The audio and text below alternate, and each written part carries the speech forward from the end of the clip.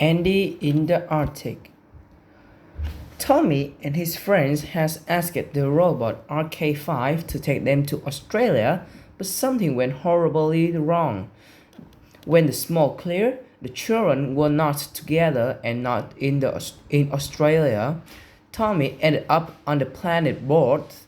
Sam found herself in the desert. What happened to Andy, Lucy, and May? When the smoke cleared, Andy felt very cold. He looked around for his friends. All he saw was Bongo, his monkey friend, and a lot of snow. The snow around him was perfectly smooth.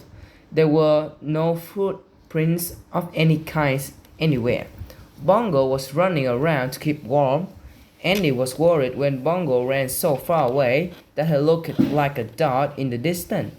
Andy called for Bongo to come back. When Bongo returned, he excitedly pulled on Andy's self, asking him to follow. Andy retraces Bongo's steps with him and soon saw why the monkey was so excited. Bongo has found footprints. Good boy, Bongo. This must be the footprints of our friends, said a happy Andy. Andy couldn't tell how many sets of prints there were. He thought there were 4. Eddie and Bongo followed the trail of footprints. They began to run. Andy was anxious to see his friends, and running helped him stay warm. Andy and Bongo soon saw a big igloo in the distance. Our friends must be in there, Andy said to Bongo. When they were close to the igloo, Andy called out, Tommy, Sam, Lucy, May, are you in there? Nobody answered. Nobody appeared at the entrance. Andy went into the igloo. There was nobody inside, but there were 4 comfortable-looking beds. Covering each was a fur blanket. Laid out on the beds were clothes made of fur. Andy grabbed a fur coat and put it on. It fit perfectly. He then found a pair of fur trousers and quickly put them on. He looked for something for Bongo to wear. All the clothes were too big for his pet monkey. He spotted a fur bag on one of the beds. This will do for you, Andy said, but I need to cut the stitches to make holes for your head and arms. Bongo leaped over to him. Bongo held a big knife in his hand. Where did you get this? Asked Andy. Bongo pointed to a small wooden table. A big piece of smoked meat sat on the top. Andy cut holes in the bag. Now Bongo had a warm fur coat too. Then they sat at the table and ate slices of the smoked meat. They now felt warm with full tummies. Andy thought the best plan was to wait until the friends returned.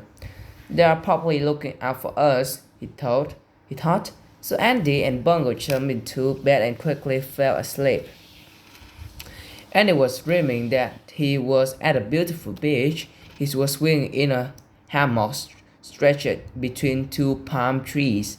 Then he opened his eyes to find that he had been lifted off the bed and was trapped in the net.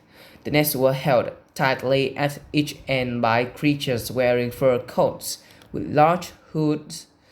Andy could not see their face except for the dark goggles they wore.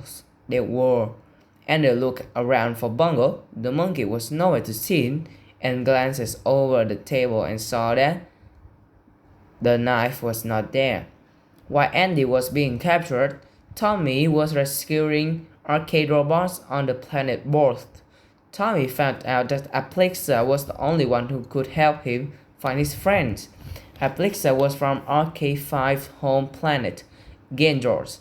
She was the engineer who had programmed all the arcade-class robots. Tommy also has seen the evil Osnot, who has captured all the arcade robots except RK5. Tommy has shot magnets to manage to release Arcade Knight and was running through the forest with an arcade robot in each hand. He was running away from Oxnard and his minions. Tommy was just about to start for a rest when the damp, green earth below his feet gave way. He felt himself falling into a deep hole. He landed with a bump. Now we're in trouble. Oxnard has captured us, Tommy said to RK5. Don't worry, little boy, said a voice from above. It is not Oxnard who has captured you. That is the voice of Aplixa, said RK5. We will be safe now. Aplixa lowered a rope into the hole. Tommy put the arcade robots into his pockets and carefully climbed the rope while Aplixa helped pull him up. When he reached the top, Aplixa helped Tommy the rest of the way out of the hole. This trap was not meant for you, she said. This was meant for Oxnard and his guard. Aplixa was surprised but happy when Tommy produced the two arcade robots from his pockets. We have a lot to talk about, said Aplixa, but first we must get out of here before Oxnard finds us. Follow me. Tommy followed Aplixa through the forest. He has trouble keeping up as she ran so fast. Can we stop for a rest? Asked a tired Tommy. We're almost there. Just another couple of minutes, was the reply. Within 10 minutes, they were sitting in Aplixa's tree house, sipping coconut milk. The house was near the top of one of the tallest trees in the forest. To get there, they used the rope to climb the tree. Once they reached the house, Aplixa pulled up the rope behind them. Oxnard will never find us here, said Aplixa. Now, you tell me how you got here and why you have these two arcade robots with you. Aplixa listened very carefully as Tommy told her his story. When he's finished, Aplixa said, That's very interesting. Now let me tell you why I'm here. Oxnard is a very evil character. He found out that with the combined power of all the arcade robots, he could take over and rule your planet Earth. She continued, He has captured all the arcade robots except RK5. He's trying to track down RK5 and that's why you were here.